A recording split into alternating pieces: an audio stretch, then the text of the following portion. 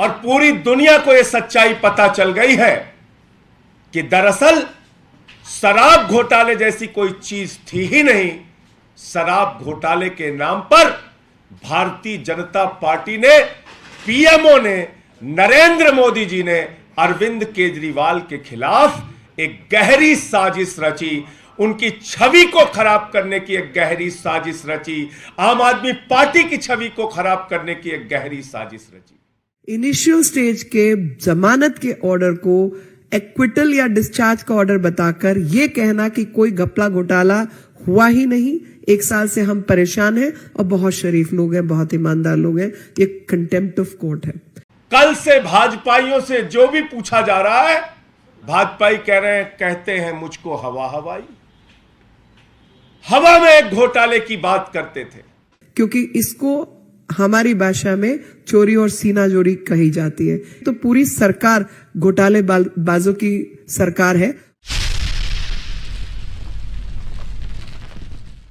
देश की सर्वोच्च अदालत सुप्रीम कोर्ट से शराब घोटाले के 2 आरोपियों को जमानत मिलने पर आप नेता संजय सिंह ने इसे बीजेपी की सीबीआई और ईडी की बड़ी हार बताया है। आपकी माने तो अब सुप्रीम कोर्ट ने भी मान लिया है कि दिल्ली में कोई शराब घोटाला नहीं हुआ है। वहीं इस पूरे मामले पर केंद्रीय मंत्री मीनाक्षी लेखी ने पलटवार करते हुए आरोप लगाया कि आप नेता अदालत के जमानत आदेश को मामले में फैसला बताकर झूठ फैला रहे हैं और लोगों को गुमराह किया जा रहा है। नई दिल्ली क्षेत्र से सांसद लेखी ने कहा कि जमानत आदेश आरोप मुक्त करने या बरी करने का आदेश नहीं है। लेखी ने कहा कि मैं मांग करती हूं कि आप नेताओं के खिलाफ सर्वोच्च अदालत की अवमानना की कार्यवाही शुरू की जाए, जो अदालत के आदेशों के साथ खिलवाड़ कर रहे हैं और जनता की राय बदलने के लिए इसे गलत तरीके से पेश कर रहे हैं। दिल्ली की अदालत ने जो आदेश पारित किया, उस आदेश के आने के बाद पूरी दुनिया के सामने मनगढ़ंत तथाकथित हवा हवाई शराब घोटाले का सच सामने आ गया है और पूरी दुनिया को यह सच्चाई पता चल गई है कि दरअसल शराब घोटाले जैसी कोई चीज थी ही नहीं।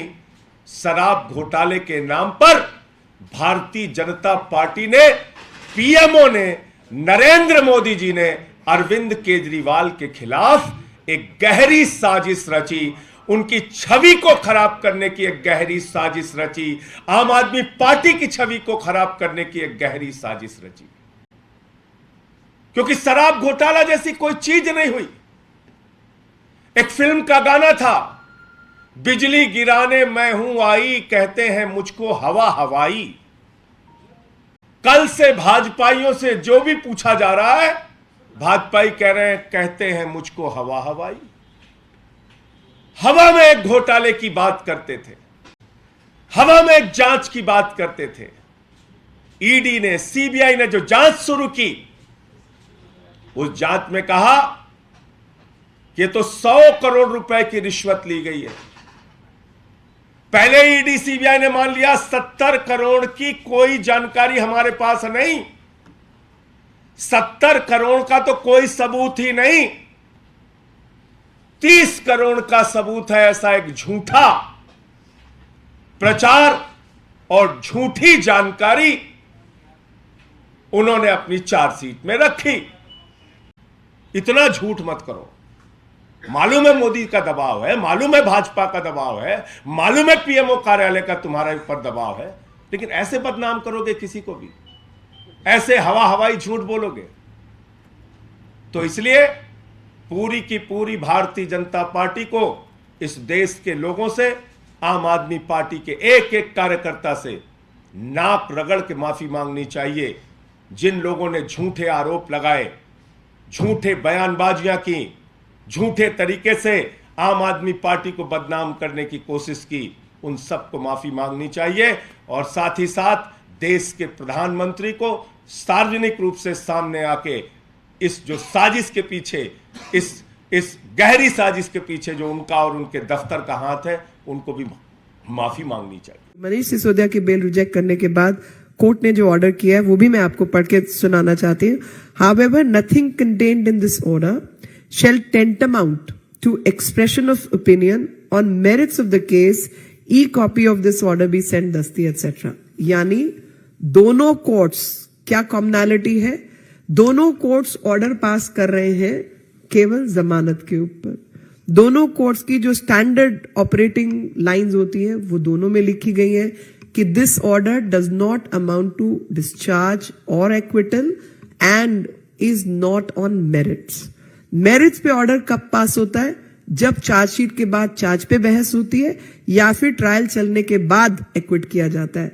इनिशियल स्टेज के जमानत के ऑर्डर को एक्विटल या डिस्चार्ज का ऑर्डर बताकर यह कहना कि कोई घपला घोटाला हुआ ही नहीं, 1 साल से हम परेशान हैं और बहुत शरीफ लोग हैं, बहुत ईमानदार लोग हैं, ये कंटेम्प्ट ऑफ कोर्ट है, ये कंटेम्प्ट ऑफ एजेंसीज है, ये कंटेम्प्ट ऑफ इंस्टीट्यूशंस है, क्योंकि इसको हमारी भाषा में चोरी और सीना चोरी कही जाती है कि पहले तो देश का नुकसान करेंगे, पैसा चोरी करेंगे और तमाम घोटाले घपलों में फंसे रहेंगे.